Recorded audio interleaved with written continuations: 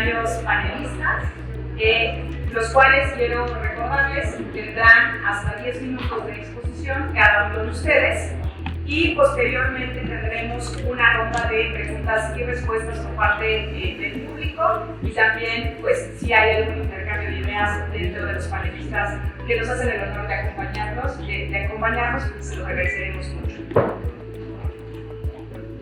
Quiero presentar en primer lugar a la doctora María Esperanza Aldeancén Olivos. Ella es directora de Asuntos Interconfesionales de la Dirección General de Justicia y Libertad Religiosa del Ministerio de Justicia y Derechos Humanos de la República del Perú, abogada por la Universidad Nacional Mayor de San Marcos, con máster universitario en estudios avanzados en derechos humanos por la Universidad Carlos III de Madrid, especialista en políticas públicas en derechos humanos, certificada por la Comisión Interamericana de Derechos Humanos y por el Instituto de Políticas Públicas de Derechos Humanos del Mercosur. Especialista también en derechos humanos y libertad religiosa. Ha sido directora de promoción de justicia y fortalecimiento de la práctica jurídica, secretaria técnica del Consejo de Defensa Judicial del Estado, entre otros cargos y funciones en el Ministerio de Justicia y Derechos Humanos. Bienvenida, muchísimas gracias y incluso a todos. En esta oportunidad generado por Conciencia Nacional por la Libertad Religiosa, a quienes agradecemos la posibilidad de participar, y en la sede del Senado de la República de México. Muchas gracias. Y el tema que nos convoca en esta oportunidad, en este foro, segundo foro interamericano de colaboración y diálogo interreligioso, es la libertad de expresión, un derecho inseparable de la libertad religiosa. El panel que nos toca compartir hoy es garantía de la libertad de expresión religiosa en el sistema de derechos humanos. Y hablando de ello, la libertad de expresión y la libertad religiosa, como los que nos antecedieron en el uso de la palabra, son derechos humanos y fundamentales. La libertad religiosa, recordemos, es el primer derecho humano reconocido. Garantizarla es deber del Estado, pero solo es eficaz en estados democráticos de derecho. Es innegable en el escenario actual la presencia relevante de las religiones en la esfera pública. Me acerco un poco más. Ok. El pluralismo religioso pues posibilita garantizar derechos relativos a las manifestaciones culturales y prácticas religiosas diversas. Lo hemos podido comprobar esta mañana en este recinto. Concentrándonos en la importancia de la libertad de expresión religiosa, vemos con la globalización cómo la expresión y creación artística se transmite casi de inmediato a través de la Internet. La religión, con la pandemia, pese a que se cerraron los lugares de culto, encontró en la nube y la tecnología espacios y vías para su expresión. El derecho a la libertad religiosa conlleva adoptar creencias, cambiarlas o prescindir de ellas. Además, está muy vinculada con la libertad de expresión. La relación entre estos derechos requiere propósitos armonizadores. Su complementariedad implica que quien tiene una creencia religiosa no solo vive en su fuero interno, sino que puede manifestarla públicamente, concretándose la doble dimensión del derecho a la libertad religiosa, una vivencia interna y una externa. Una persona, al adoptar una fe religiosa, la practica en privado y también en público, individual y colectivamente. Puede además manifestarla en ritos y actos de culto. Exteriorizada esa práctica, ya no en principio, sino en los hechos, pueden darse tensiones por la diversidad de convicciones, no siempre compatibles en sus fundamentos.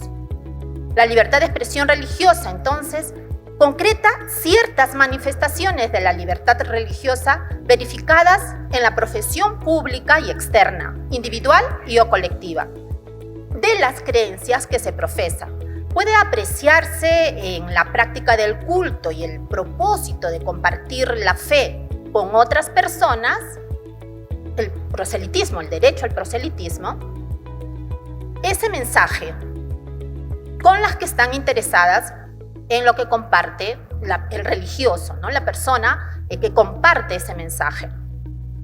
En Perú, su reconocimiento es constitucional como derecho fundamental desarrollado en una ley específica que prevé garantías constitucionales. La Ley de Libertad Religiosa establece criterios para una legítima limitación del derecho, como son el orden, la moral y la salud públicos, junto con el respeto de otros derechos fundamentales, proscribiendo más limitaciones. Solo estos son los límites y estos están en el marco del estándar internacional. Como libertad de expresión, puede estar vinculada con el uso de atuendos religiosos, fundado en el significado sagrado del vestuario, o el porte de instrumentos exigidos por las doctrinas religiosas, involucrando una decisión libre de la persona creyente. El desafío social y político que afrontan las confesiones es armonizar sus mensajes. Estos mensajes de fe con otras manifestaciones del pluralismo religioso, cultural, social, pero también político, sin que ello signifique desistir de sus propuestas para un actuar conforme con sus fuentes doctrinarias. La presencia entonces de las religiones en el espacio público de Internet y redes sociales las hace más visibles en la deliberación para plantear soluciones a la problemática de las sociedades en las que profesan sus credos. Las propuestas de las confesiones desde sus postulados de fe son sometidas a revisiones críticas de otros actores públicos. La capacidad de propuesta en la democracia deliberativa es un desafío mayor de las confesiones, pues deben ser fieles a sus creencias, empleando la racionalidad del discurso, dirigido también a quienes no necesariamente creen o no creen como cada confesión asume. En ocasiones, la denuncia puede generar hostilidad, incluso violencia de palabra o de obra, directamente o a través de redes digitales. La garantía de la libertad de expresión religiosa implica que, de operar violencia, existen mecanismos para prevenir o sancionar las agresiones. Las garantías de la libertad de expresión religiosa están contenidas en la Constitución y en la Ley de Libertad Religiosa en el Perú, la Ley 29635, cuyo artículo 3 contempla los derechos a profesar la creencia religiosa, practicar de forma individual o colectiva en público o en privado los preceptos religiosos, recibir asistencia religiosa, reunirse o abstenerse de hacerlo, conmemorar las festividades y guardar el día de descanso sagrado, armonizando los derechos de los trabajadores con las actividades de la empresa y la administración pública y de los estudiantes con las instituciones educativas. En el Perú hemos tenido ya algunas sentencias del Tribunal Constitucional en ese sentido. Las garantías consisten en acciones constitucionales como el amparo, pero también se ha recurrido al habeas corpus para garantizar la asistencia religiosa en cárceles. En el plano internacional, la Comisión Interamericana de Derechos Humanos ha desarrollado una doctrina primigenia, pues la Convención Americana sobre Derechos Humanos, en su artículo 12, reconoce las manifestaciones de la libertad religiosa que comprenden la protección de la expresión religiosa, la libertad de manifestar la propia religión o creencias, individual o colectivamente, en público o en privado, la libertad de practicar el culto o celebrar reuniones en relación con la religión o las convicciones en lugares para esos fines. Un caso que orienta en el tratamiento de la libertad de expresión y la libertad religiosa es La última tentación de Cristo versus Chile. La decisión de la Corte Interamericana de Derechos Humanos contiene fundamentos que reconocen la vulneración de la primera, de la libertad de expresión, pero no de la segunda, la libertad religiosa. Desde la Convención Americana sobre Derechos Humanos puede plantearse restricciones a la libertad de expresión para exhibición de películas, que incluyen, además de las responsabilidades ulteriores y la regulación del acceso a los menores a los espectáculos públicos, esto es, la obligación de impedir también la apología del odio religioso. Respecto a la libertad de conciencia y religión, la Convención Interamericana de Derechos Humanos recuerda la obligación estatal positiva de tomar las medidas necesarias y proporcionarles para que las personas que profesan públicamente sus creencias conduzcan sus ritos y lleven a cabo su proselitismo dentro de los límites que razonablemente puedan imponerse en una sociedad democrática. A través del Ministerio de Justicia y Derechos Humanos, el Estado peruano cumple la función de promover la libertad religiosa. Promoverla. Una de las líneas que corresponde gestionar a la Dirección de Asuntos Interconfesionales es el establecimiento de criterios para la atención de las entidades religiosas conforme con el principio de neutralidad estatal. En esa tarea, la Dirección de Asuntos Interconfesionales cumple un rol orientador del accionar de los funcionarios que, desconociendo el principio de neutralidad, resuelven peticiones de las entidades religiosas soslayando el valor del pluralismo propio del Estado democrático. Un caso reciente, a modo de sencillo ejemplo, es el de una comunidad religiosa que solicitó a la autoridad municipal una autorización para identificarse mediante un cartel publicitario visible. El caso llegó a la Dirección de Asuntos Interconfesionales porque se les requería acreditación de registro en el Ministerio de Justicia y Derechos Humanos. El registro de entidades religiosas en el Perú es voluntario. Aun cuando es importante la inscripción de acuerdo con el marco normativo vigente, este no puede ser una barrera para que las confesiones que no estén inscritas por diversas razones vean denegadas sus peticiones administrativas. Y esto también lo contempla nuestro marco normativo, la ley y su reglamento. En cautela de la libertad de expresión religiosa, además, se identificó una sentencia del Tribunal Constitucional que no valoró el derecho que reclamaba una interna a través de una demanda de habeas corpus para que se permita el ingreso de su texto sagrado al establecimiento penitenciario, con fines de practicar su culto, porque agentes estatales consideraron que bastaba el texto que ellos distribuían al interior del penal. Al cumplirse 10 años de la vigencia de la Ley de Libertad Religiosa peruana, se ha elaborado y difundido un informe especial de balance de la Ley 29635 que sitúa su vigencia en el contexto histórico y social peruano y además ello contribuye a entender cómo el Estado establece su relación con la sociedad y la diversidad de confesiones. Aquí hemos dejado una vista los links, ustedes pueden acceder, está toda la información del informe especial y otros textos digitales que hemos editado entre el 2020 y el 2021.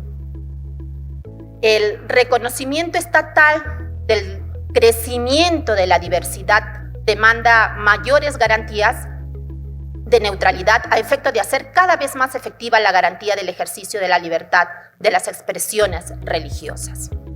Muchas gracias. Creo que me pasé un par de minutos. Disculpen. Muchísimas gracias, doctora María Esperanza Adriancén, por sus comentarios. Les recuerdo a los panelistas que efectivamente vamos a tratar de acotarnos al espacio para que tengamos este diálogo enriquecedor con las personas que nos acompañan y podamos tener la sesión de preguntas y respuestas. A continuación, le vamos a dar el uso de la voz a la doctora Andrea Paula De Vita, directora de la Dirección de Asuntos Religiosos del Círculo de Legisladores de la Nación del Congreso de la Nación Argentina, doctora en Filosofía por la Universidad de Sevilla, licenciada en Teología en el Instituto Universitario ICEDET, docente titular de la Universidad del Salvador, Buenos Aires, miembro y asesor de investigación del Centro de Investigaciones en Filosofía e Historia de las Religiones y asesora en la Cancillería sobre temas de Medio Oriente. Actual directora de la Dirección de Asuntos Religiosos del Círculo de Legisladores de la Nación del Congreso de la Nación Argentina. Bienvenida, doctora. Le concedo el uso de la voz. Gracias, Laura. Muchas gracias. Buenas tardes. Un gusto estar acá con ustedes. Con gratitud a los organizadores, a los amigos. Sí.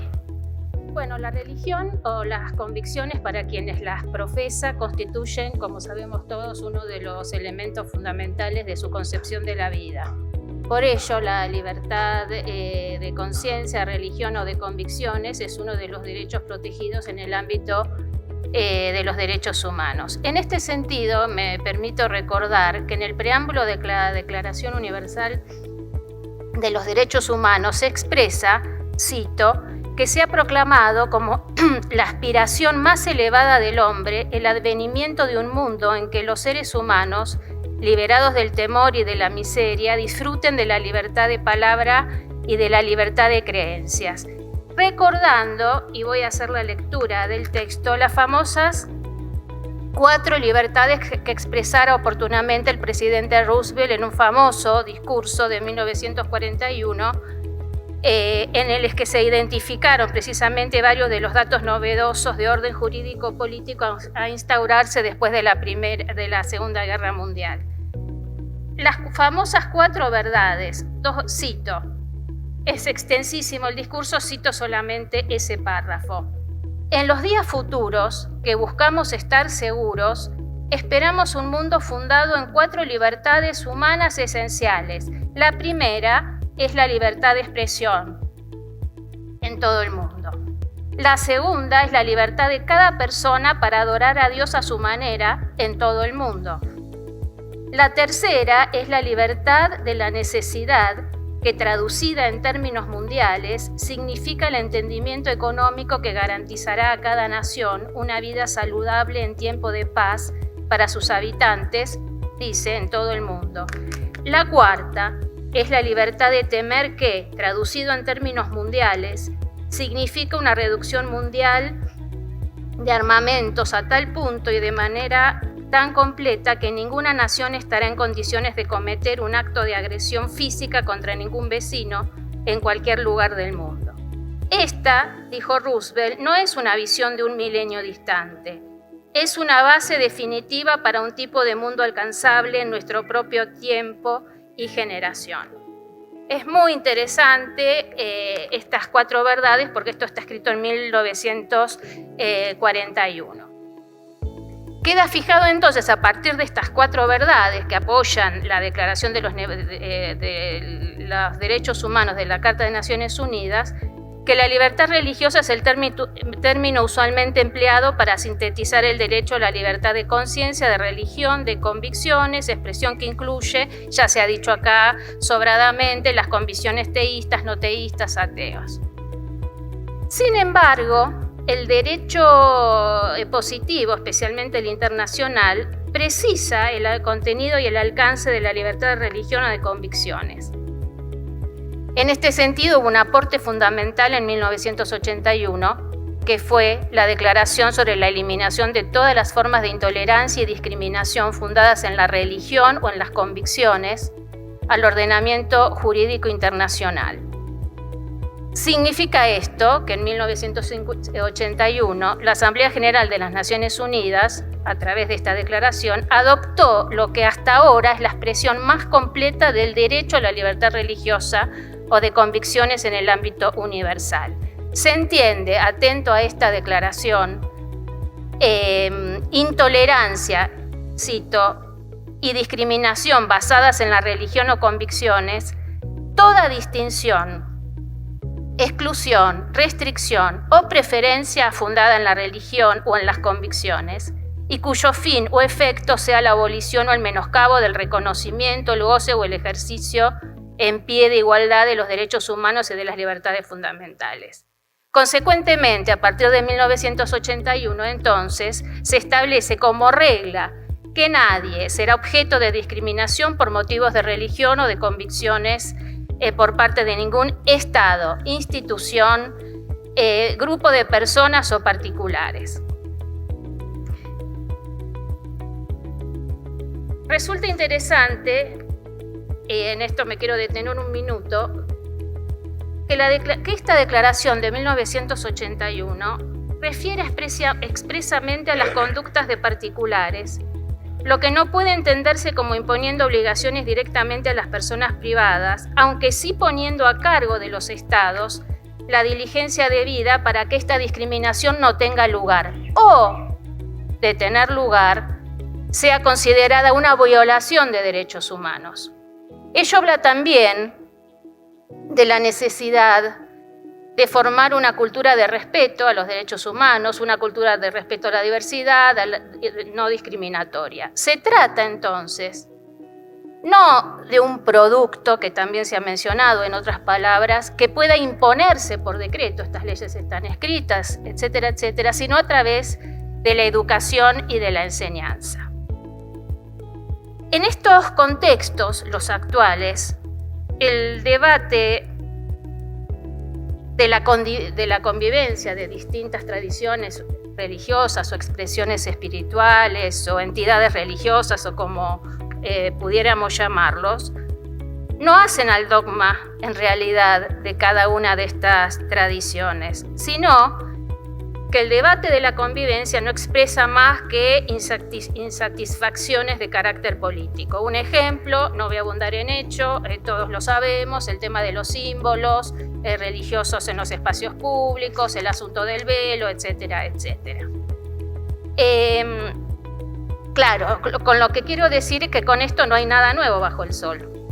En el terreno de la técnica, por lo menos. La escuela, de hecho, es el ámbito más trabajado en estas cuestiones y es aquel en el que se da un tiempo y un común vivir importante, una manera de vivir para generar y hacer crecer el diálogo con lo diverso y el diálogo de la convivencia. Ahora bien,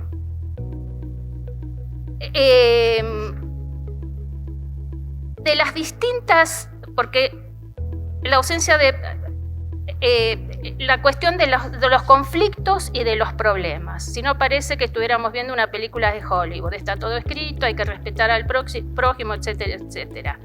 Sin embargo, las distintas fricciones que surgen de la cada vez más convivencia de diferentes culturas con sus respectivas tradiciones, productos de las nuevas oleadas de refugiados, productos de las persecuciones, personas que tienen que hablar otra lengua, edificar su templo o inventarlo en el medio de la nada porque están adorando o están practicando su religión, choca de alguna manera con la libertad, digamos, el límite entre libertad de expresión y libertad religiosa. Y precisamente la peor combinación que tenemos hoy, a la que asistimos hoy, porque esto existe desde que el mundo es mundo, que es guerra y pandemia, guerra, pandemia, que es la peor combinación para poner en práctica los valores de los que estamos hablando. Con lo cual surge a partir de la conflictividad de la convivencia, no siempre bien garantizada por los estados, discursos raciales, discursos extremistas, xenofobias, profanación de tumbas. La semana pasada, en el medio de, digamos, en la última etapa de la finalización de Ramadán, la quema de hojas del Corán en Suecia y en otros países de Europa, etcétera, etcétera. Es decir, que hay formas directas y formas veladas de discriminación y de falta de respeto a la libertad de expresión y a la libertad religiosa. Ahora bien, hay un límite difícilmente discutible en el cual es más evidente por la lesión de derechos que conlleva que el amparo de la libertad de expresión debe ceder en caso puntual y yo creo que este es un punto a través del cual hay que reflexionar, es el discurso y la práctica del odio.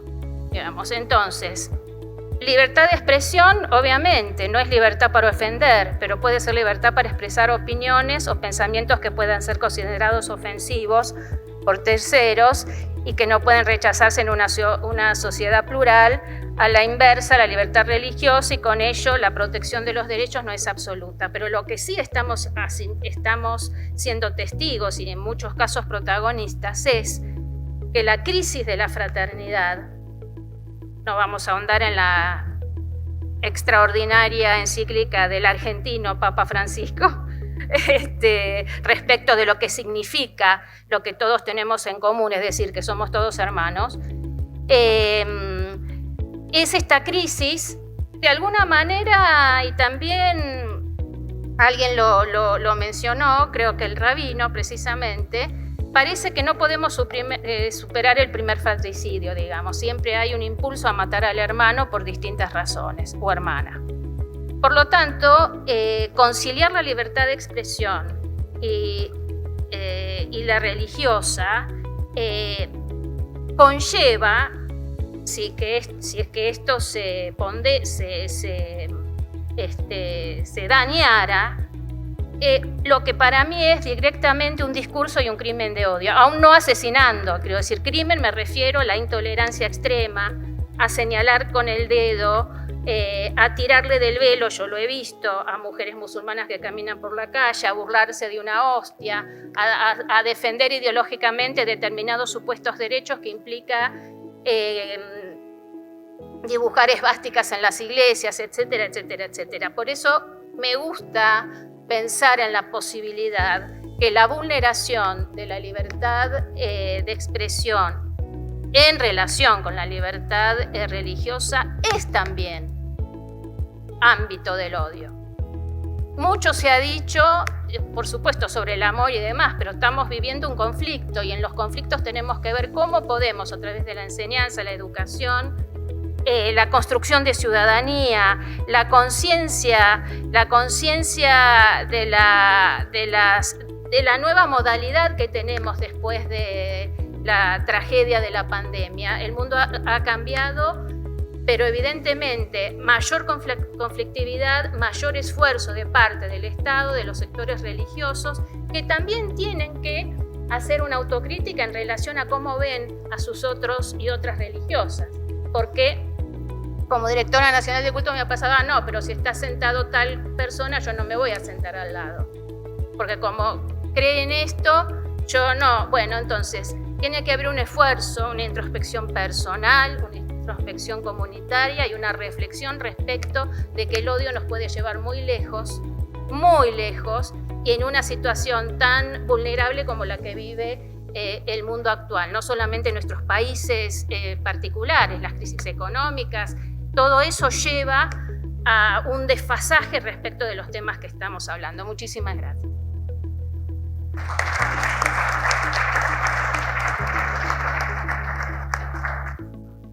Así. Muchísimas gracias, doctora Devita. Vamos a dar el uso de la voz ahora al maestro Jorge Lee Galindo, director general adjunto de Registro, Certificación y Normatividad de la Secretaría de Gobernación, especialista en Derecho Eclesiástico Mexicano y en Libertad de Creencias y Religión como Derecho Humano Fundamental. Fue representante legal o apoderado de al menos 80 agrupaciones cristianas, principalmente bautistas, en 18 entidades, entre ellas la Iglesia Eben Ezer de Mexicali, Cristo Viene de Chihuahua, El Buen Pastor en Getsemaní de Iztacalco, Gracia de Dios de Iztapalapa, Victoria en Cristo en Polanco, Palabra de Vida en Morelos, Concilio Latinoamericano de Iglesias Cristianas en Nuevo León, Jesucristo es el Señor y Dios es Amor de Oaxaca. Bienvenido, maestro.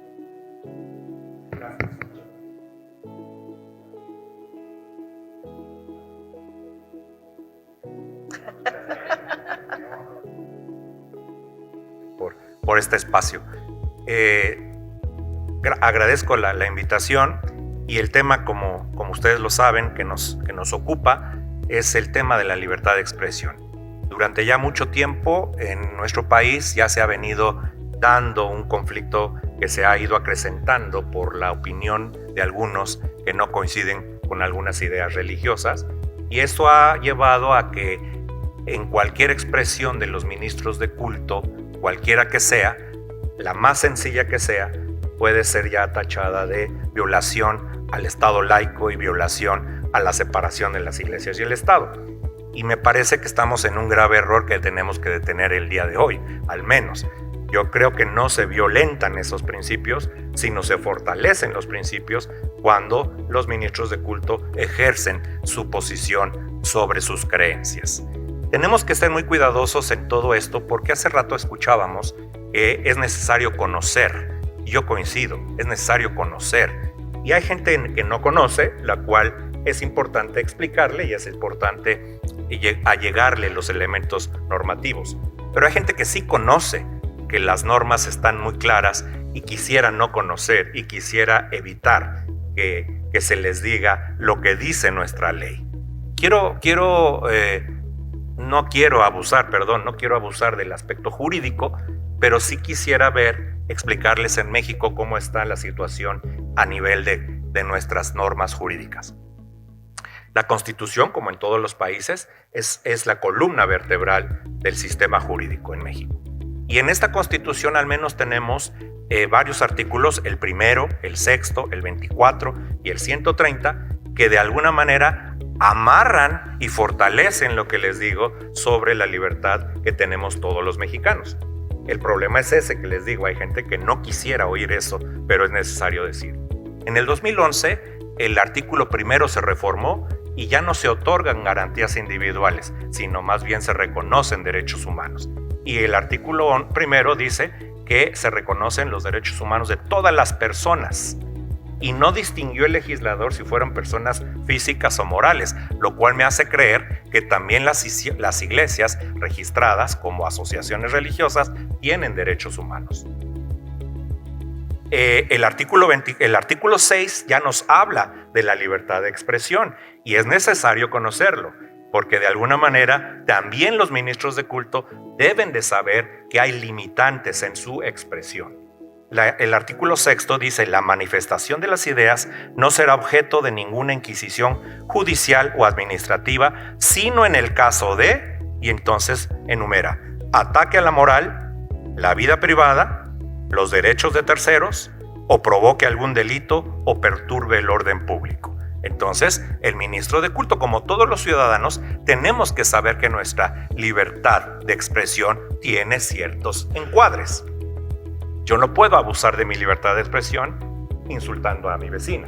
Yo no puedo usar la libertad de expresión en un púlpito denostando a otros grupos que no creen como yo. Eso es muy importante porque los ministros lo tienen que entender. El artículo 24 habla de libertad de conciencia, de libertad de convicciones éticas y libertad religiosa. Ahí están los marcos legales para nosotros como mexicanos. Y luego el 130, que digamos que es la ley reglamentaria que rige a las iglesias, es bien importante también leerlo con cuidado, porque gente que dice es que no es posible que nos limiten a los ministros de culto el aspecto electoral, por ejemplo, para manifestarnos por la cuestión electoral. Este gobierno está haciendo esto mal. Espérame tantito, ese 130 está cumpliendo hoy, bueno, no hoy, pero en este año, 30 años de vigencia. ¿Cuántas elecciones se han tenido desde el 130 constitucional reformado desde 1992? Y es la misma normativa la que nos ha regido en esos 30 años hasta el día de hoy. Y el artículo 130 hay una palabra que me encanta que dice que la ley reglamentaria, en este caso la ley de asociaciones religiosas, concretará las siguientes acciones. De ahí viene la disposición constitucional. El 130 nos dice: la ley reglamentaria, la ley de asociaciones religiosas, es mi ley reglamentaria, concretará las siguientes situaciones. Y entre otros incisos, no lo voy a leer todo, ahí marca que los ministros de culto no pueden hacer proselitismo político ni favorecer a candidato o partido político alguno. Esto no es del gobierno actual, esto es de la Constitución. Y luego la ley reglamentaria también lo adoptó. Entonces tenemos Constitución y ley reglamentaria que impide. ¿Que no nos gusta? Bueno, entonces habría que hacer lo propio para reformar la Constitución o para reformar las leyes, pero no es un elemento de una violación a los derechos humanos nata, sino que está un marco establecido en la ley. Por el otro lado, también el artículo 130 nos dice, entonces ustedes, ministros de culto, tienen que conducirse de esta manera. Pero también hay ventajas. ¿Por qué? Porque la propia ley reglamentaria del 130, la ley de asociaciones religiosas, copió exactamente en su artículo 2, inciso C, me parece, copió lo que dice la Constitución sobre la manifestación de las ideas religiosas, que no puede ser nadie objeto de discriminación, de ninguna inquisición judicial o administrativa por expresar, en este caso, ideas religiosas. Es decir, lo que yo quiero llegar a decirles ahorita en esta exposición es, la norma está. El problema es que no conocemos la norma y el problema es que algunos no quieren conocer la norma. Entonces, ¿qué es lo que de alguna manera yo como en este caso como servidor público, porque hace unos años no lo era, ¿verdad? Y yo estuve en estos foros, pero luchando por el otro lado, pero ahora me toca estar dentro de la parte de funcionario público, tengo que ser explícito en decirles, no se trata de reformar leyes. Realmente yo creo que las normas están muy claras. El problema es que no hemos sabido cómo ejercer nuestros derechos. Y entonces ustedes, yo sé que ministros de culto dicen sí, y a lo mejor alguno dice gloria a Dios y alguno dice ahorita amén, ¿no? Sí, pero espérense tantito. Tampoco se vale predicar y denostar, ¿verdad?, al que no cree como yo. Tampoco se vale decir, es que esta bola de personas se van a ir al infierno. Es muy delicado porque hay una línea muy delgada en donde cuando no nos demos cuenta ya la atravesamos y entonces somos violadores de las normas jurídicas que existen en el país.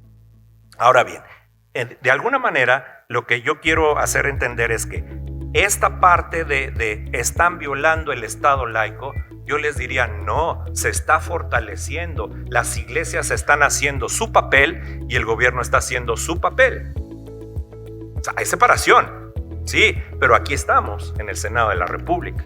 No podríamos estar, porque alguien nos diría, están violando los ministros de culto al estar en el estrado del Senado hablando de Dios. Y entonces hay un elemento que a mí me parece que es importante destacar, los excesos. Me parece que ya hay parte en la que ya estamos como muy, me parece que ya estamos en ocasiones hasta enfermos en ciertos momentos. Alguien dijo en un momento, los ministros de culto no pueden hablar de nada, que se vayan a su púlpito. Yo oía eso. Pues ahora, ¿qué creen? Ya ni en el púlpito los dejan hablar. Entonces, oigan, esto es esquizofrenia. Yo ya me da hasta pendiente de escuchar estas voces, porque el ministro de culto ahora se tiene que saltar ciertos capítulos de la Biblia bajo esas condiciones. Ya no puede predicar hombre y varón los creó, mujer y varón los creó. Ya no lo puede hacer porque de inmediato hay violación al Estado laico, violación a la libertad, a la separación de la Iglesia y el Estado. Ahora bien, decíamos hace rato, libertad de expresión. ¿Saben que la libertad de expresión también es el derecho a ser informados? Entonces, como ciudadanos, como feligreses de un determinado servicio culto religioso, tengo el derecho de ir con mi ministro de culto a que me informe si lo que yo estoy haciendo está haciendo mal. Fíjese que tengo un problema familiar, fíjese que tengo un problema de situaciones relacionales, fíjese que cometí un delito, fíjese que estoy consumiendo algún enervante. ¿Qué hago? Y el ministro de culto, bajo las condiciones de sus creencias, tiene que decirle, mira, pero no me lo imagino diciendo, en eso sí no te puedo decir porque me van a acusar de violación al Estado laico. Es una aberración. Realmente lo que necesitamos es ver la línea delgada y no pasarnos el uno del otro. El ministro de culto tiene limitantes para la parte electoral, sujétense a ellas. Sujétense a ellas. El ministro de culto puede predicar, sí. Todo se va a expresar, y les voy a decir de una vez, sobre la marihuana, se va a expresar sobre la interrupción del embarazo, se va a expresar sobre el matrimonio entre personas del mismo sexo, se va a expresar sobre la concepción in vitro, ¿no? Vamos, lo va a hacer y lo tiene que hacer. Diría Karl Barth, el Estado no ora, las iglesias oran. El Estado no es compasivo, las iglesias sí. El Estado aplica la ley, las iglesias son espirituales. Ahí está la gran diferencia.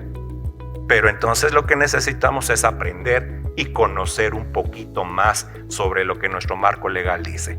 Yo les invitaría a que no nos vayamos con esas voces de está violando el... No, ven tantito, ya sabes lo que dice el 1, ya sabes lo que dice el 24, ya sabes lo que dice el sexto, ya sabes lo que dice el 130, ya sabes lo que dice la ley reglamentaria. Mira, te explico, no hay manera de que nos ganen en esa situación.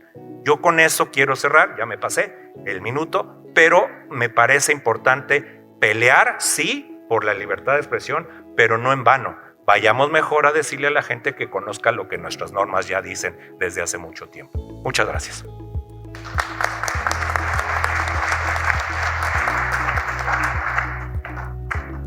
Muchísimas gracias, maestro, por sus palabras. Y ahora le vamos a dar el uso de la voz a la doctora Denise Lindberg. Ella es Senior Fellow del Centro Internacional de Estudios de Derecho y Religión de la Facultad de Derecho de la Universidad de Brigham Young, egresada de la Facultad de Comunicación de la Universidad de Brigham Young, maestra en Psicología Educacional y en Trabajo Social por la Universidad de Utah y doctora en Ciencias de la Salud por la Universidad de Utah. Fungió jueza del Tribunal de Distrito por el Tercer Distrito de Utah y es miembro de la Iglesia de Jesucristo de los Santos de los Últimos Días. Y en 2014 fue llamada como miembro de la Junta General de la Iglesia de la Organización de Mujeres Jóvenes. Bienvenida.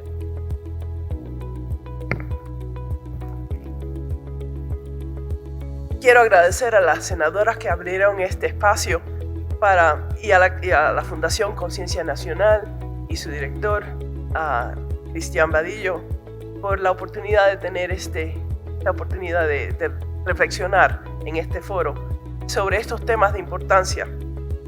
Nuestra participación hoy día demuestra que a pesar de las diferencias doctrinales entre nuestras respectivas comunidades éticas y comunidades de fe, estamos comprometidos a proteger la libertad de expresión, la libertad religiosa y en particular el derecho de personas de fe a tener voz en la plaza pública.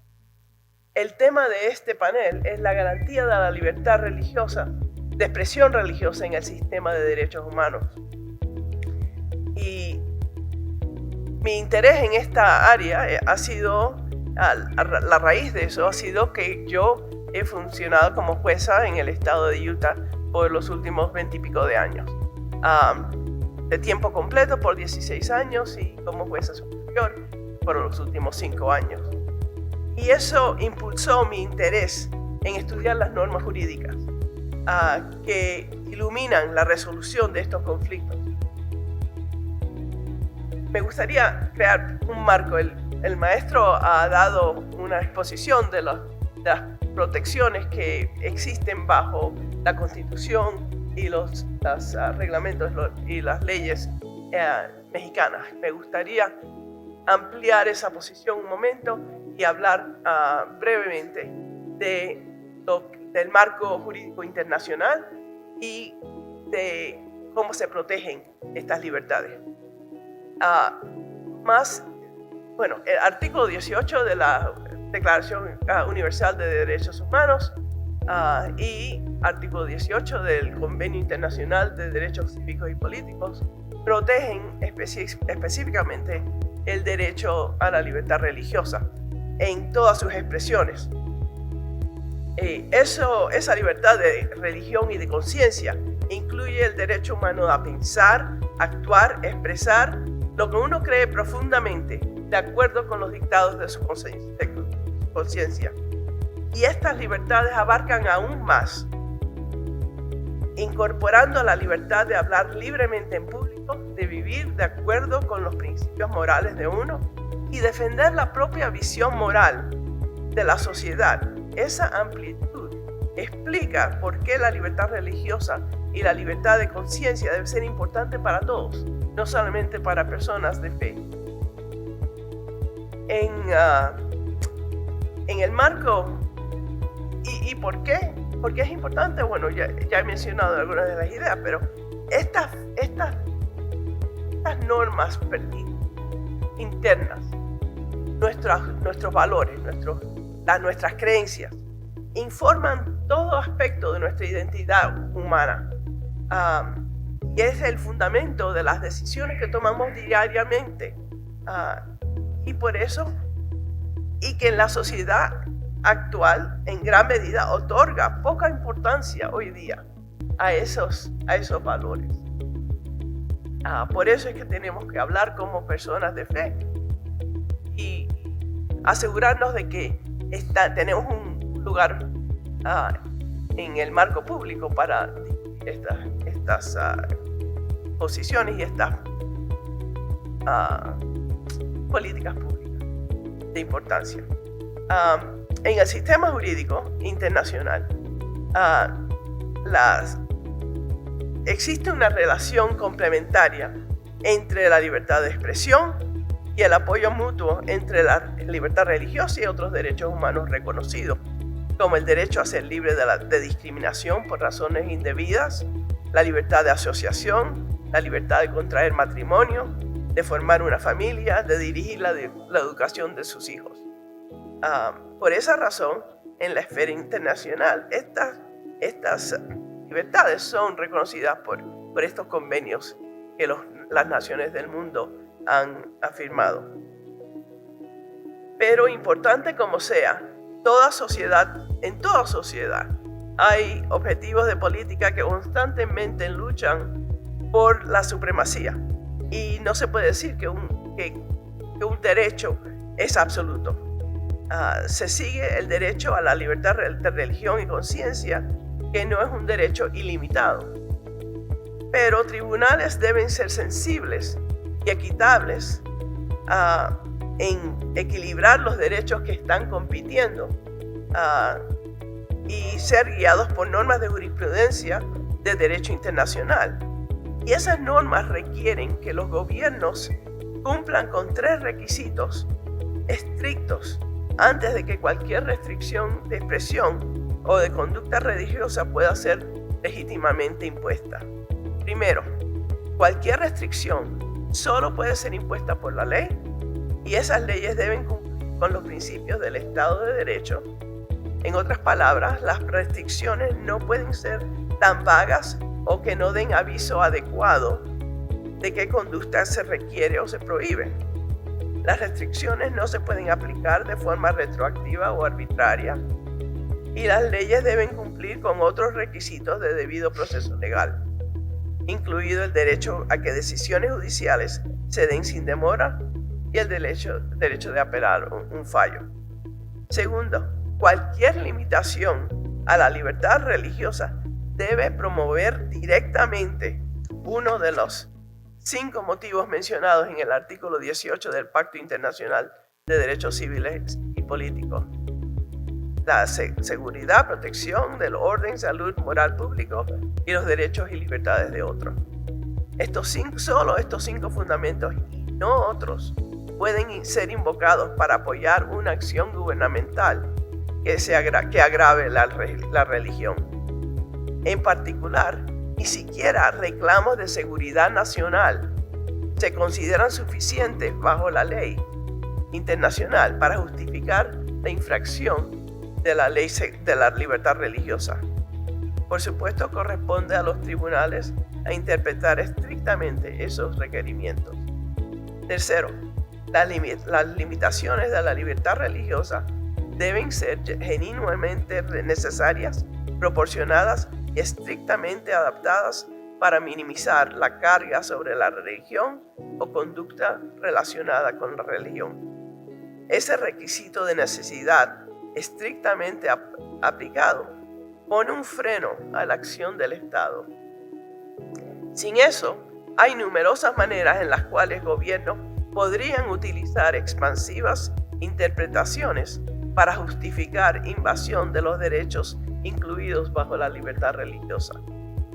La protección de esas libertades requiere que los tribunales mantengan vigilancia constante para asegurarse que las excepciones no devoren la norma fundamental. Por eso, jueces, debemos requerir que los gobiernos cumplan con estos estrictos requisitos de derecho internacional, siempre que actúen en el detrimento real o potencial de la libertad religiosa. Esto es especialmente cierto cuando el poder del gobierno se entrena en minorías desfavorecidas. Jueces cumplen con esa responsabilidad cuando sostienen las normas de derecho internacional que protegen la libertad religiosa y examinan cuidadosamente, imparcialmente y con razonable escepticismo los argumentos presentados para justificar cualquier invasión de esa libertad fundamental. Hay muchos ejemplos que se podrían dar, pero el tiempo no nos da. Me gustaría concluir con unos cuantos. Déjeme ver, he estado cortando y tratando de.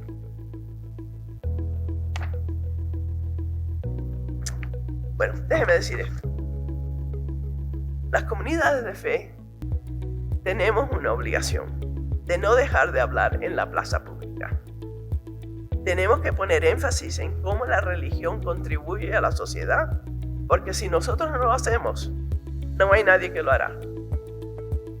Tal vez algunos tengan dificultad en comprender la contribución de la perspectiva religiosa a la sociedad, la política y las cuestiones civiles. Pero la oportunidad de participar en el proceso político es un privilegio que se da al público en la mayoría de las naciones. En las leyes y la legislación tienen una función educativa que es importante en la formación de la cultura social y moral de un pueblo. Es preciso que todos los miembros de la sociedad tomen parte activa en un diálogo cívico que contribuya a establecer leyes y legislación que sea justa para todos. Como Elder Jeffrey Holland, miembro del coro de los 12 apóstoles de la Iglesia de Jesucristo, de los santos de los últimos días, ha dicho: debemos encontrar maneras de demostrar respeto por otras personas cuyas conductas, valores o creencias son diferentes a las nuestras, sin ser obligados a negar o abandonar nuestras propias creencias, valores y conductas en este proceso. La libertad de conciencia o creencia florece cuando el gobierno actúa para proteger esos derechos y la sociedad funciona mejor cuando esos derechos son realmente protegidos. A medida que surjan desafíos, tenemos el privilegio y la oportunidad de trabajar juntos como gente de fe para fortalecer y defender estos derechos tan preciados. Gracias.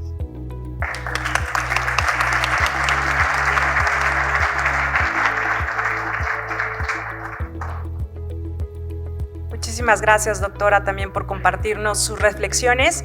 Y ahora vamos a dar espacio justamente a pues un diálogo. Esperamos en un espacio de preguntas y respuestas de aproximadamente 20 minutos.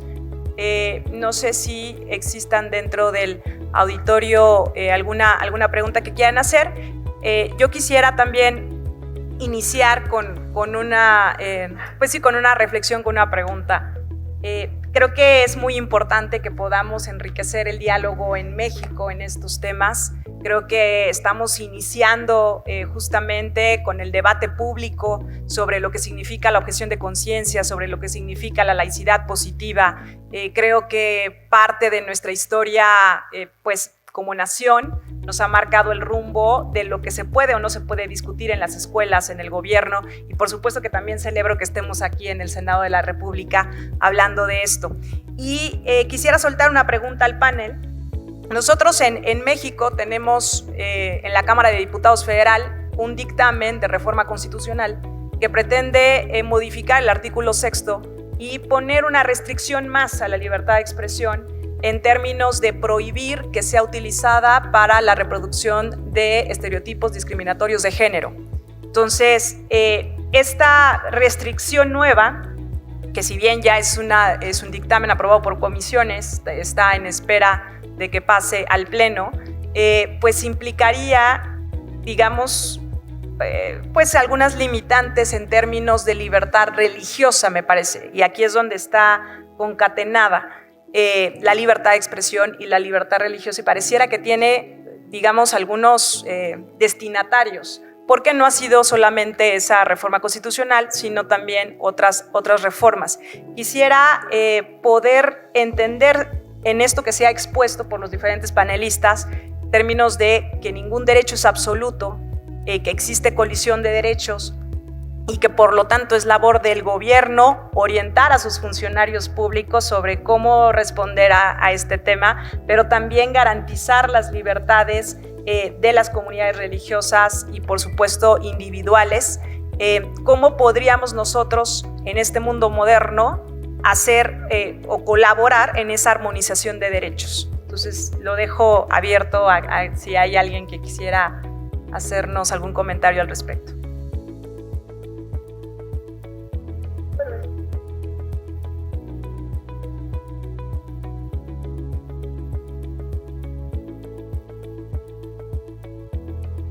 Ahí, ahora. La cuestión es cómo podemos coexistir pacíficamente entre personas que tenemos diferentes puntos de vista, a veces sobre fundamentalmente diferentes en cuanto a política pública. Y me está que cuando hay una de las primeras cosas que debemos hacer es lo que estamos haciendo aquí, que es tomando la oportunidad de prestar atención, de hablar unos con otros, de establecer este diálogo y mantener ese diálogo, y no solamente, y entonces avanzar aún más de dialogar, pero colaborar, como el título del foro nos ha indicado. Cuando partes en buena fe intentan comprender las posiciones respectivas de los otros, la importancia de esos puntos de vista para cada uno, me está que se desarrolla una medida de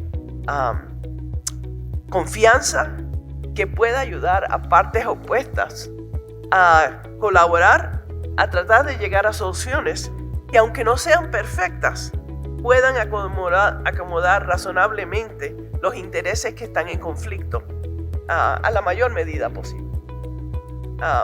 Hay algunos principios que podría guiar eso, y son simples, que son cosas de que todos entendemos.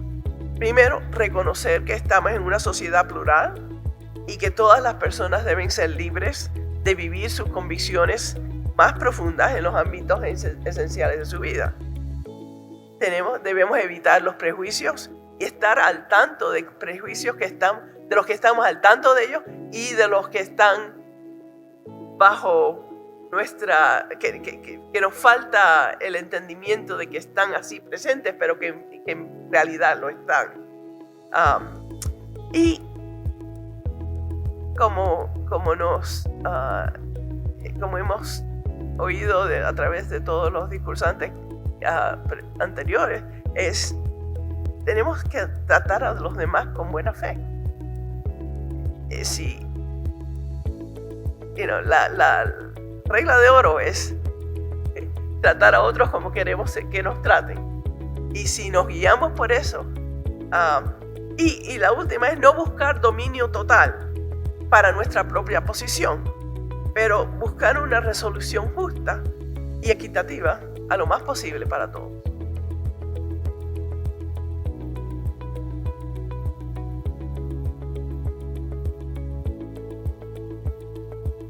Bueno, respecto del proyecto que pretende esta modificatoria,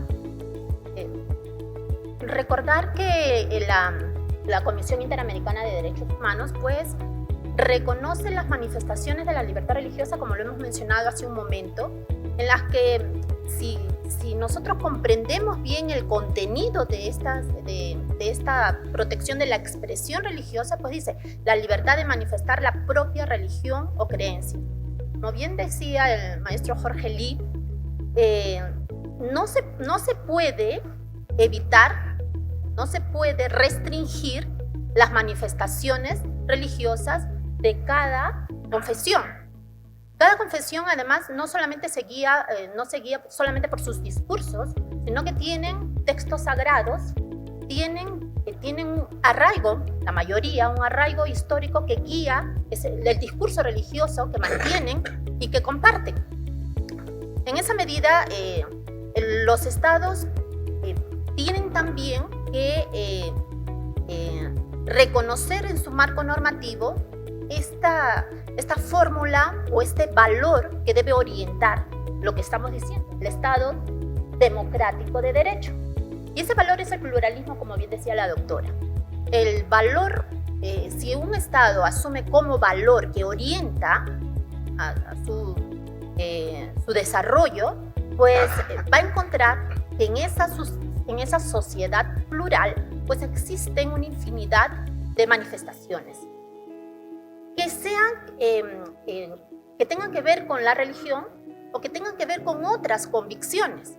Y en el ámbito de las convicciones, pues entran todas las posiciones que no son religiosas. Así de sencillo. Entonces, en esas posiciones que no son religiosas y las religiosas, además, en ese espacio plural, el Estado tiene que aprender, lo tiene que aprender, si lo ha aprendido, es a desarrollar su marco normativo en ese otro marco, cuando ya se reconoce el valor del pluralismo orientador del Estado democrático, también tiene que reconocer que tiene un marco internacional normativo. Ya se ha mencionado a la Declaración Universal de Derechos Humanos, eso pertenece al Sistema Universal de Derechos Humanos. El Sistema Universal de Derechos Humanos, luego tenemos el Sistema Regional de Derechos Humanos. Entonces, los llamados Estados democráticos de derecho, pues tienen todo ese marco normativo internacional, universal, regional, y luego vienen sus propias normas con las que, sujetas a ese marco normativo internacional, pues tienen que determinar sin sobrepasarse respecto de los límites. Lo que respecta a la libertad religiosa ya se han establecido, ¿no? En ese sentido, esta fórmula de prohibiciones pues estaría restringiendo de alguna manera los derechos de las personas que en ese espacio plural desarrollan otras convicciones que no son religiosas. Esa participación. Sí, gracias. Yo sí siento sé que es un tema muy complejo, no es fácil y no es exclusivo de México. Esto está en el mundo y esto es lo que estamos viviendo en este siglo. En realidad, al paso del tiempo yo he ido entendiendo ciertas cosas para tratar precisamente de explicar lo que creo que pudiera ser una salida.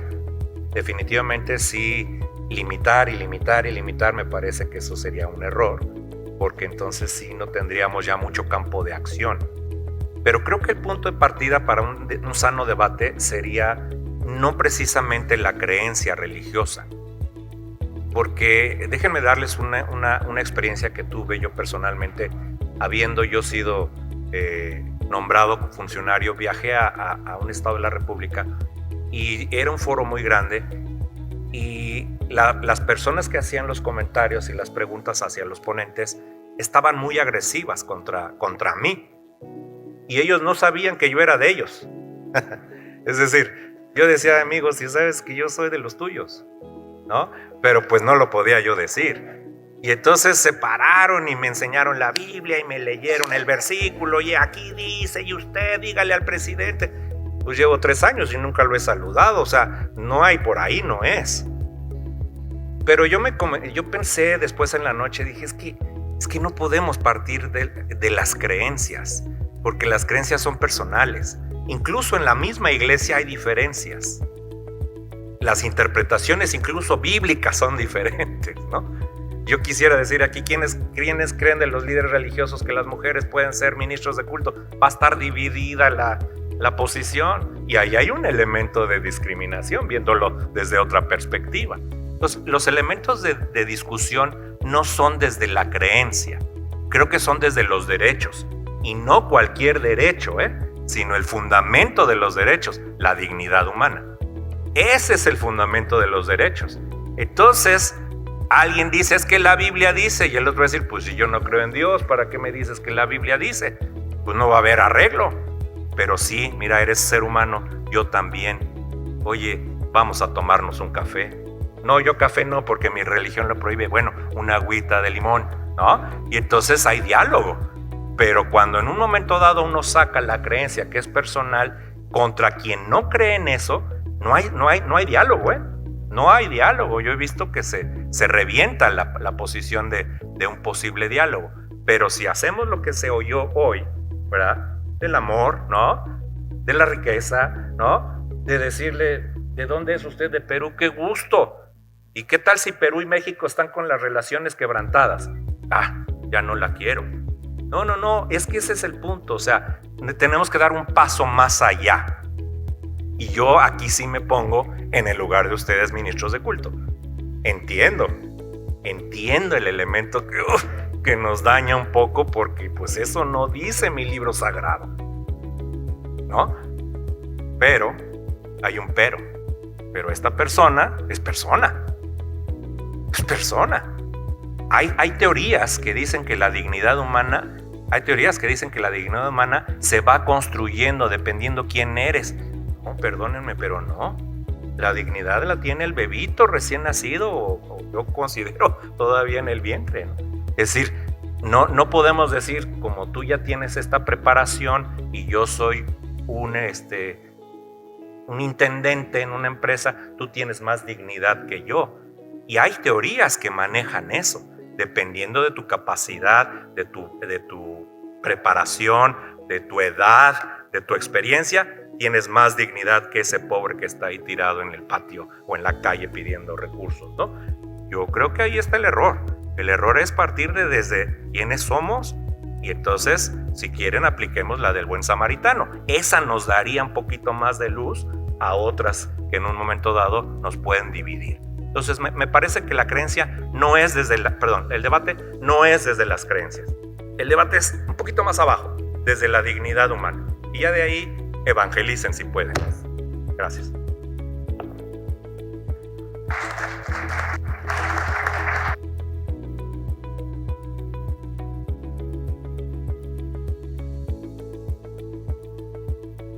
Prendes el micrófono. Ahí que está. no se te... Sí.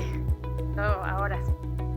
Muy brevemente, porque hay un problema de vocabulario que arrastramos desde hace muchísimos años, es decir, el Estado y los distintos sectores de la sociedad, ¿no?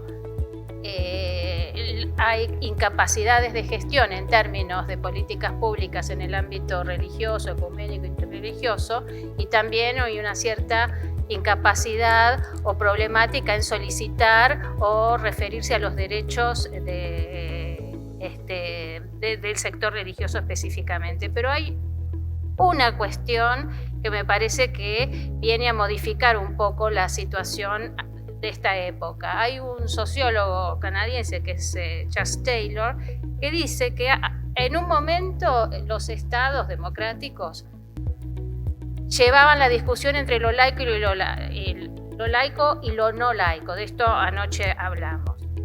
Después hay una etapa, que es una etapa, digamos, esa discusión superada, que yo creo que es el punto esencial, que los estados se tienen que preguntar cuáles son las políticas públicas, no solo a una iglesia o a lo laico, la laicidad, sino en relación con la diversidad. No. Pero resulta que aparece una terminología, por lo menos en mi país, que está por un lado el pluralismo religioso, que es una terminología que se viene sosteniendo, y por otro está las diversidades, en plural, o las juventudes, entonces las infancias. Entonces, es decir, que lo religioso no está dentro de las diversidades, o las diversidades son solamente sexuales. Entonces, hay que explicarle a los dirigentes políticos, que son los que finalmente toman decisiones, que la diversidad, porque por eso el término incluye multiplicidad de creencias, de derechos, de tradiciones, de expresiones espirituales, no espirituales, las X, derechos al género, etcétera, etcétera, que ese concepto incluye el aspecto espiritual o religioso de la población del país. Bueno, esa es una discusión que a veces está obstaculizada porque los gobiernos muchas veces tienen otras agendas. Pues bueno, acá es verdad, en Argentina la convivencia, cierta armonía, digamos, no hay hechos dramáticos ni violentos entre sí, digamos, entre vecinos desde el punto de vista religioso, aislados evidentemente. Pero entonces, como eso está bien, no se toca, pero hay que tocarlo en el sentido, está bien, bueno, hay que mejorarlo. Y mejorarlo implica que la dirigencia, políticos y políticas en estos aspectos, tienen que mejorar el vocabulario. Evangelistas, no, evangélicos. Y así sucesivamente, con una cantidad de términos que uno pudiera, o ecuménico, como decía el amigo griego acá, digamos, ¿no? ¿Qué significa? Hay una agenda que prevalece por sobre esto que nosotros estamos discutiendo hoy. Entonces la pregunta es, ¿cómo hacemos? Bueno, imposición es un término ajeno a lo que estamos discutiendo, pero ¿cómo colocamos una agenda con los temas que le interese a los gobiernos respecto de lo que estamos discutiendo? Porque no dudo de que estamos todos de acuerdo en lo que hemos conversado, más o menos en algunas cuestiones. Pero esta es una agenda clave, que es la vulneración de los derechos de libertad de expresión y libertad religiosa, o no vulneración. Entonces, ¿cómo no dejar que eso se diluya en las diversidades? Esta es mi preocupación, digamos. Gracias. Muchísimas gracias. Gracias a todos por sus respuestas. Me parece que acá en la audiencia tenemos una pregunta. Sí, ¿ahí me escuchó? Bien. Bueno, celebro que este foro sea con sede aquí en el Senado, también gracias a los ponentes. Bueno, mi participación es sobre la interpretación del Estado laico. Como todos sabemos, la libertad religiosa está protegida por tratados internacionales. Y bueno, el principio de ponderación pues aplica que los Estados partes puedan proteger el derecho de la manera más amplia posible. Y limitar, que es la tendencia que hemos estado viendo por parte del Estado, pues no es la manera de aplicar este principio, ¿verdad? De hacerlo lo más amplio posible. Puesto que la laicidad, como lo vimos ayer, es un instrumento que tiene la finalidad que el Estado garantice la libertad religiosa, no limitar la libertad religiosa. El Estado laico no debe ser un Estado antirreligioso. Entonces, significa que al Estado le corresponde reconocer, garantizar y promover este derecho fundamental. Entonces, yo creo que hay un problema en la interpretación del Estado laico. Estaba leyendo el libro que nos regalaron, sobre todo en la parte que escribe el doctor Patiño, y él dice ahí, con curiosidad, que como en la reforma de la Carta Magna de la Ciudad de México, que se reformó aquí en el Senado en el 2017, se está agregando constantemente el término laico, que eso ya está en una ley secundaria, que es la Ley de Asociaciones Religiosas, ¿verdad? Entonces, aquí la reflexión de cuál es la ratio legis al añadir ese término laico, cómo se está interpretando, cuál es la motivación de ponerlo ahí. Y bueno, ¿cómo le hacemos para promover que la interpretación del Estado laico sea la neutralidad como interpretación del Estado laico? Porque si es la neutralidad, entonces se debería limitar, como se está buscando, no solamente el adoctrinamiento religioso, sino también limitar el adoctrinamiento filosófico e ideológico, que lo vemos bastante. Eso es tener piso parejo, porque la libertad religiosa protege tanto el creer como el no creer. Y cuando se pone el no creer es precisamente para proteger las creencias de aquellos que no son religiosos. Entonces debería considerarse que el piso parejo es limitar el adoctrinamiento, como se ha estado buscando, del adoctrinamiento religioso, pero también debería ser del adoctrinamiento filosófico e ideológico. Y hemos estado viendo que incluso el lenguaje que usan algunos de los jueces de la Suprema Corte de Justicia de la Nación es un lenguaje ideológico, es un adoctrinamiento. Entonces se está permitiendo que en la misma Suprema Corte de Justicia de la Nación se use un lenguaje ideológico. ideológico. Esto es contrario, no es un piso parejo, no hay una neutralidad. Y esto debería aplicar también a la neutralidad en el ámbito educativo. Entonces, el piso parejo es que, bueno, si no se va a promover el ateísmo, teísmo, que tampoco se promueve el ateísmo, ¿verdad? Y todos los que estamos aquí, que estudiamos en escuela pública, nos enseñaron a pensar como ateos, porque nos hablaron de ateísmo. Los maestros se esfuerzan bastante en hablar sobre estos temas. Entonces, eso no es piso parejo. Ayer decíamos que parece que el laicismo, esta malinterpretación del Estado laico, pareciera una nueva religión civil oficial, ¿verdad? Que es un tipo de laicidad de exclusión que está limitando la libertad religiosa y por lo tanto también la libertad de expresión. Necesitamos una neutralidad ideológica del Estado. ¿Cómo le hacemos para promover que el Estado tenga una neutralidad ideológica?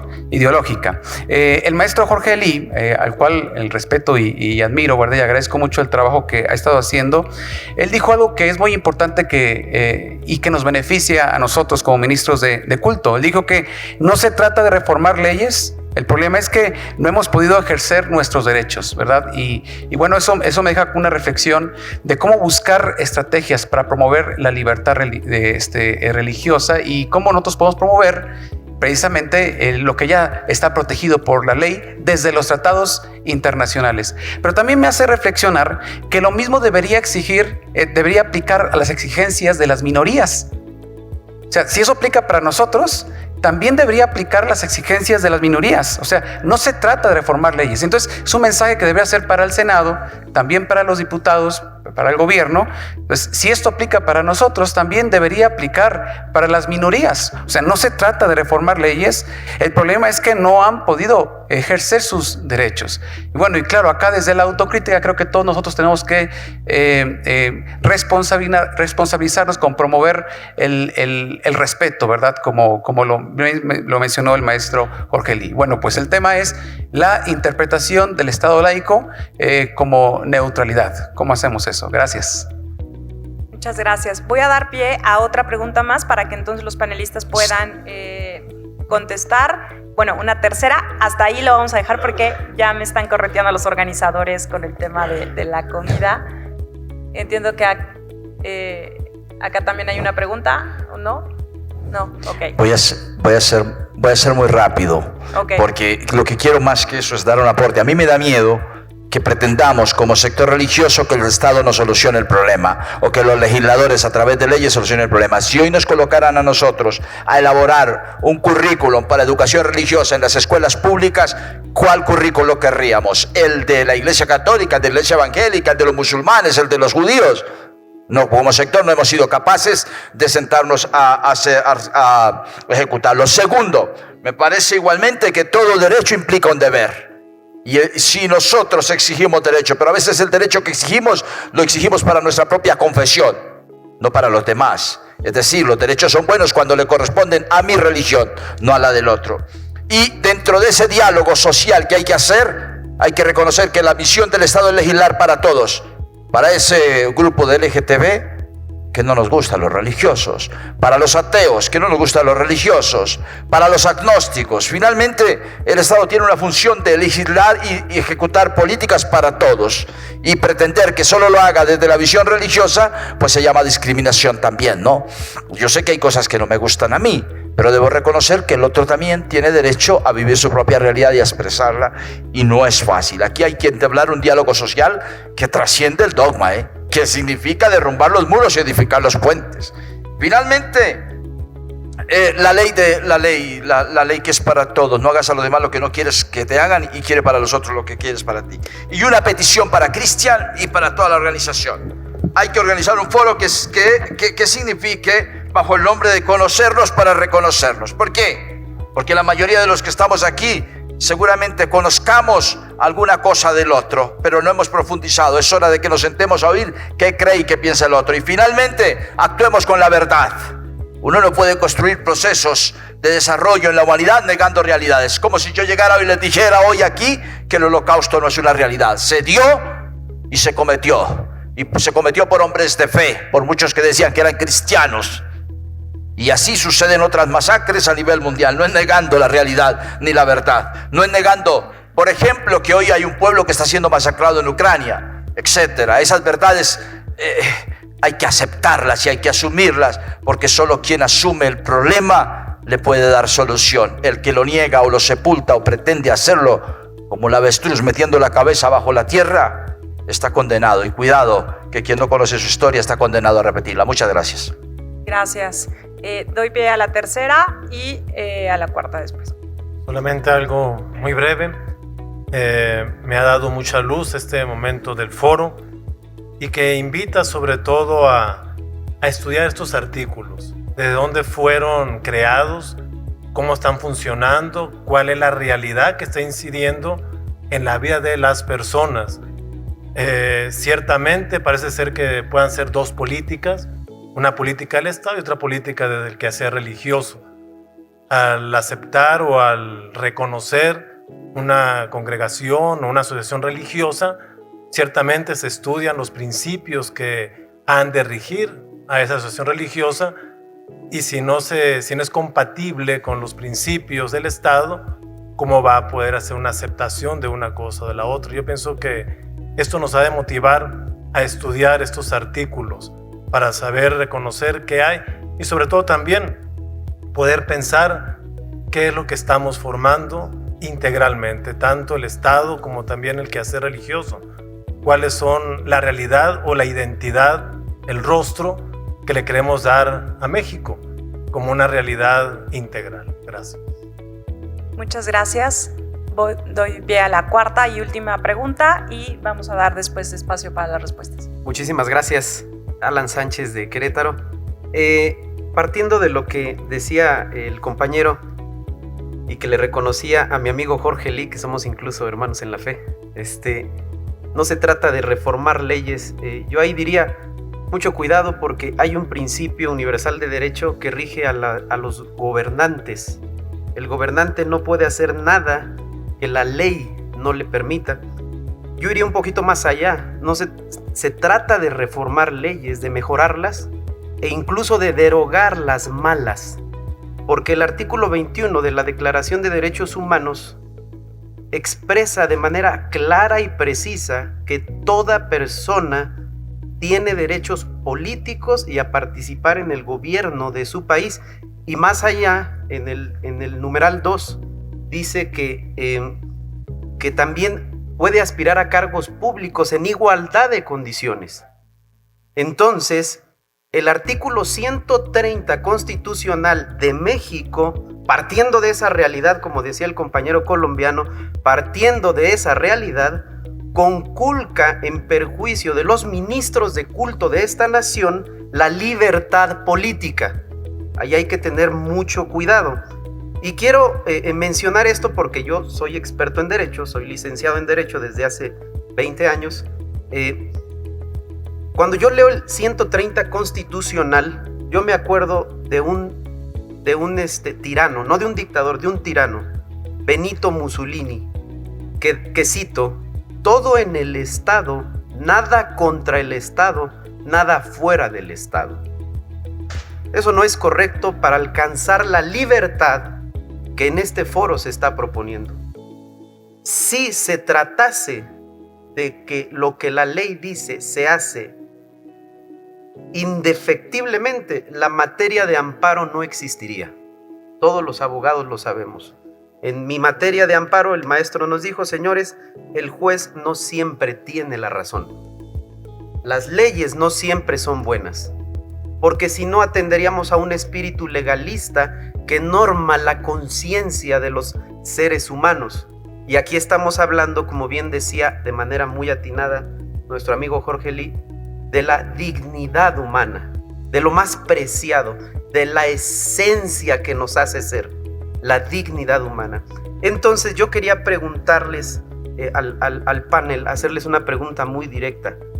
¿Cómo hacemos madurar el marco jurídico constitucional, no solo de México, sino de muchas naciones en Latinoamérica, que está en igualdad de condiciones, restringiendo derechos humanos?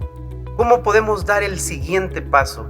¿Qué se propone desde este foro para madurar, no para retroceder, sino para madurar el marco jurídico, para pasar al siguiente nivel, a la siguiente generación de políticas públicas que de verdad garanticen la libertad de los ciudadanos. Muchas gracias.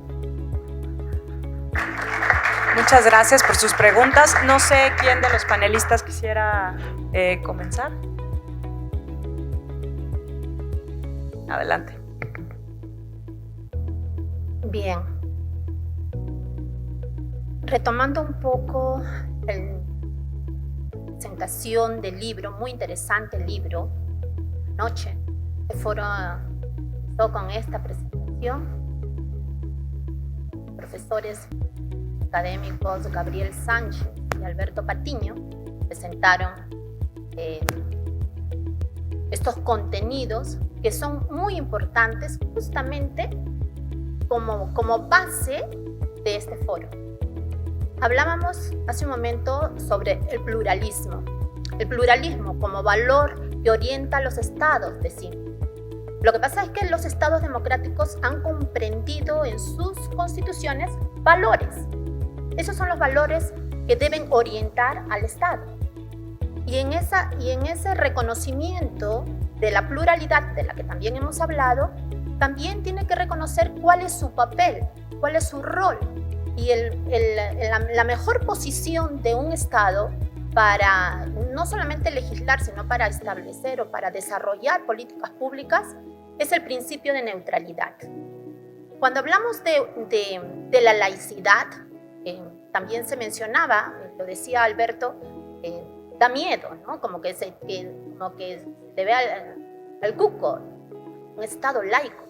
Y en estricto, hablar de un Estado laico debe ser, la laicidad debe ser asumida como una premisa de los estados constitucionales actuales, fundados en precisamente el pluralismo y el reconocimiento de esa diversidad, de esa pluralidad en la que nos encontramos. Diversidad, pluralidad, hay contenidos que los comprenden, sean religión, etnia, sean convicciones diferentes, como lo hemos dicho, que vienen justamente bien lo precisaba también el obispo Timoteo, ¿sí? Bien lo precisaba él. Reconozco que como religioso tiene un discurso bastante laico y eso es bueno, ¿no? Porque precisamente en estos espacios se requiere tener un pensamiento abierto, ¿no? Los elementos que identifican normativamente a la laicidad, por lo menos allá en el Perú, ha sido desarrollada no en la Constitución, pero sí por el Tribunal Constitucional, son la separación entre el ámbito estatal y el confesional. La neutralidad entendida como un deber institucional. Yo me quedo con este principio, el principio de neutralidad que asumida como un deber va a permitir al Estado precisamente separar el Estado de las entidades religiosas, que significa que cada esfera sirve para distintos fines. El Estado tiene una finalidad establecida en su marco normativo. Bien lo decían por allá también, los funcionarios se guían por la ley, por la Constitución y por la ley, ¿no? Los funcionarios públicos, esa tiene que ser nuestro modus vivendi, nuestra forma de actuar frente a justamente la sociedad plural. Los funcionarios públicos también tenemos derecho a la libertad religiosa, lógicamente, ¿no? Precisamente por esa dignidad a la que se refería el maestro Lee. Pero cuando estamos en una función pública, tenemos que asumir lo que dice la Constitución y la ley, necesariamente, porque de otra forma, de otra manera, no se puede desarrollar, ¿no? Ni marcos normativos, porque si soy religiosa, esas normas las voy a procurar desarrollar de acuerdo no solamente a la fe que pueda profesar, sino al progreso que tenga de repente mi denominación. Entonces saco normas que favorezcan a mi denominación religiosa. No se trata de eso. La función pública debe ser, y disculpen el término, sagrada, ¿no? Entre comillas, bien entrecomillado, para asumir cuál es el rol que nos toca desarrollar. Entonces, la laicidad responde o comprende exigencias. En cuanto a la neutralidad, implica la prohibición de establecer privilegios o promover situaciones que favorezcan a alguna confesión y genere diferencias que pueden desfavorecer a otras confesiones. Y en esa medida, la neutralidad como imparcialidad en materia religiosa es otro término que también escuchamos anoche de boca del profesor Alberto Patiño, ¿no? Se relaciona con el principio de igualdad. También revisaba el libro y el artículo del doctor Oscar Díaz, él es ahora secretario general del Tribunal Constitucional en el Perú, y precisamente ahora en su discurso, insertar la igualdad favorece precisamente el concepto de laicidad, ¿sí? Entonces, otra vez, me quedo con la neutralidad como principio que también va de la mano, o la respuesta va a ser precisamente la igualdad de trato. La igualdad de trato. Un funcionario o el Estado que asume la neutralidad como principio, guiado por el valor del pluralismo, entonces va a responder o va a desarrollar su actividad estatal en esa línea. Pero otra vez, también lo decía el profesor Gabriel Sánchez anoche, la neutralidad del Estado. ¿Cómo se explica la neutralidad del Estado? Porque el Estado lo conformamos personas, el Estado lo conformamos agentes estatales, así nos denominamos, agentes estatales. Entonces, corresponde que los Estados pues no solamente orienten a sus funcionarios públicos, sino que cada persona, usted que está allí en este momento, podría ser que llegue a estar en una posición de funcionario público. Entonces ahora conoce cuál es su rol como funcionario público. Entonces la neutralidad es lo que va a guiar estos procesos y el proceder del Estado a través de sus instituciones, los funcionarios públicos, incluso los órganos jurisdiccionales, a través de los magistrados, deben caracterizarse por su vinculación solo a los preceptos constitucionales y legales, y no así a fundamentos religiosos, considerando el valor del pluralismo que debe orientar su accionar. Bueno, seguramente yo soy muy apasionada de este tema. Si continúo va a ser otro discurso, así que continuemos, por favor. Muchas gracias. Quizás solo para acotar, porque no quiero que se vayan con una impresión diferente a lo que se menciona. Efectivamente, precisamente lo que dice Alan, los funcionarios estamos limitados en lo que la ley dice, no podemos hacer más. Pero sí quisiera tener algún día una oportunidad de decir y de platicarles todo lo que los ministros de culto solicitan. Es un porcentaje de casi el 100% de desconocimiento de la norma. Ahorita me llega una carta, me dicen, le están pidiendo al presidente de la República, un ministro de culto, que adapte la parábola de los talentos, ¿no?, en la economía de México. Bueno, interesante, pero ¿yo qué te puedo decir?, ¿no? Hay muchas cosas que se dan que de alguna manera nos obliga a los distintos personajes que estamos aquí, llámense ministros, llámense funcionarios, empresarios o lo que tengamos aquí, a trabajar en pro de esta sociedad más justa, más correcta. Hay muchas voces de hace mucho tiempo que quieren que las iglesias tengan concesiones de radio y televisión. La ley lo prohíbe. Yo no quiero decir si es justo o no es justo, pero en México está prohibido que las iglesias tengan concesiones de radio y televisión. Esa es mi norma. No puedo hacer más. Es que me violas mi derecho. Pues sí, pero no soy yo. Es decir, hay una ley que viene data desde mucho tiempo y así ha venido dándose. Lo que hay que hacer entonces, sí, a ver cómo solicítenle a los legisladores, reformen constitución, reformen leyes. Pero no se van a abrir las leyes así como ustedes las están mirando. Hay semáforos rojos en la calle y no es imposición ni es limitante de mi libertad de tránsito. ¿Sí me explico? Las historias de los países son diferentes. México tiene una historia muy particular que habría que entenderla, conocerla, estudiarla. Citaron a Benito Juárez. Bueno, vamos a ver un debate muy rico de lo que hacían en esa época. México no tiene concordatos, ¿no? México tiene una ley de 1992. México quería dar 100 registros, según me dijo el primero o segundo director de Asuntos Religiosos, y hoy tenemos 9.516 asociaciones religiosas registradas. Es decir, hay un desconocimiento del contexto religioso de todos, desde el legislador hasta el funcionario. Yo me he cansado de proponer en la dirección eso que decían hace ratito, que vengan las ARs, que nos digan en qué creen para conocer, nada más, no para debatir. Pues no hay eco. Entonces, esa es mi realidad, esa es nuestra realidad. Teníamos un gobierno de derecha, lo tenemos de izquierda, bueno, esa es la realidad del país. Entonces, ¿qué es lo que necesitamos? Que nuestras trincheras hagamos lo propio. A mí me gusta decir, a ver, pastor, tú haz lo tuyo, bien hecho. Y yo hago lo mío, bien hecho. Y si empezamos a sumar todo, va a haber muy buenos resultados.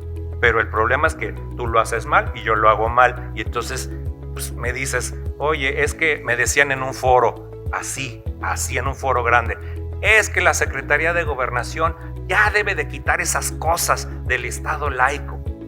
A ver, no es la Secretaría de Gobernación. Hay que saber la historia de México. ¿Por qué es el Estado laico? ¿Por qué las iglesias no pueden tener bienes? Es decir, pastores, ministros, hay que aprender un poquito más de la historia, vengamos, y entonces estos foros nos ayudan mucho. No es para unas clases definitivamente, pero sí es bien importante tener esa sensibilidad de que lo que tenemos es con lo que contamos. Queremos reformar leyes, hagamos lo que tengamos que hacer. Gobernación, reforma la ley, no me toca, le toca a los legisladores, yo no le puedo decir que reforme la ley, le toca a algún grupo, ¿verdad?, que haga su trabajo para que haya ese eco. Entonces, por ahí es la idea, no se trata de decirles no lo hagamos, se trata de encuadrarnos en un contexto de cada país en donde tenemos cierta historia y que hay que conocer y poco a poco ir avanzando. Hay muchos temas, muchos pendientes, medios de comunicación muy fuertes, está limitado, ¿no?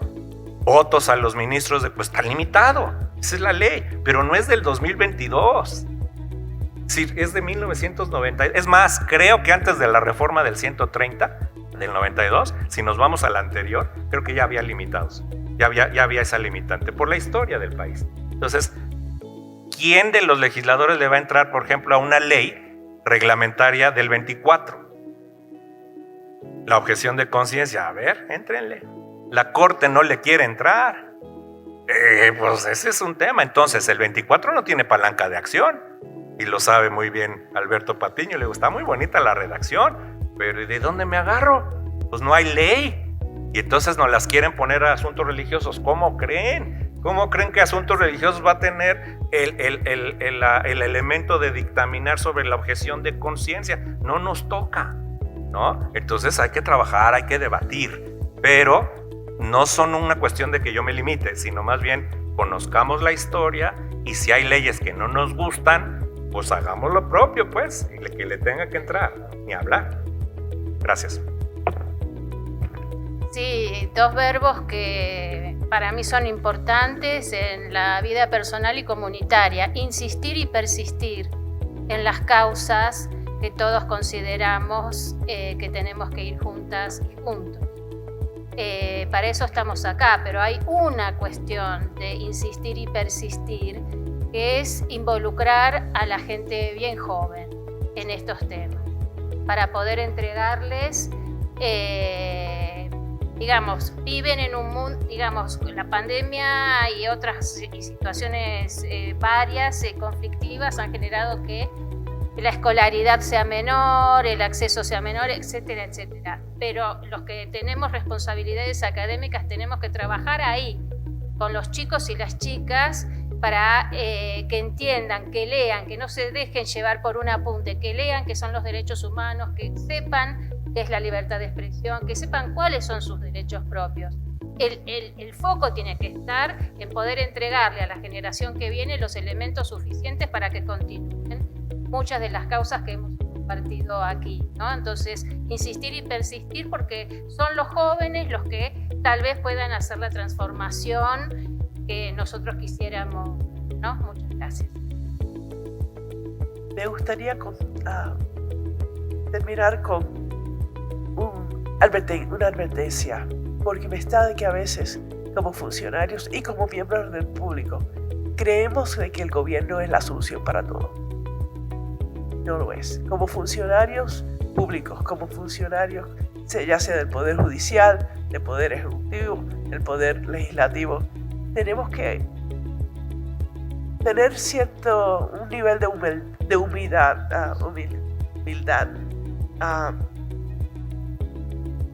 Debemos que ser humildes y reconocer los límites de nuestro poder. No pasar más allá de esos límites que la ley nos da, pero también los límites de la responsabilidad que tenemos de unos a otros como seres humanos, de responsabilizarnos a que demostremos en nuestras propias vidas el respeto por la dignidad humana de cada uno, de toda persona, en todo lugar. Pues muchísimas gracias. Quiero agradecerles a cada uno de los panelistas sus aportaciones. Muchas gracias también a todos por su contribución. Creo que nos quedamos con reflexiones muy importantes sobre el papel que cada uno juega en esta construcción de una sociedad mucho más igualitaria, inclusiva y que por supuesto que respete los derechos humanos de todas y todos. Así que pues muchísimas gracias. Creo que ya es hora de comer.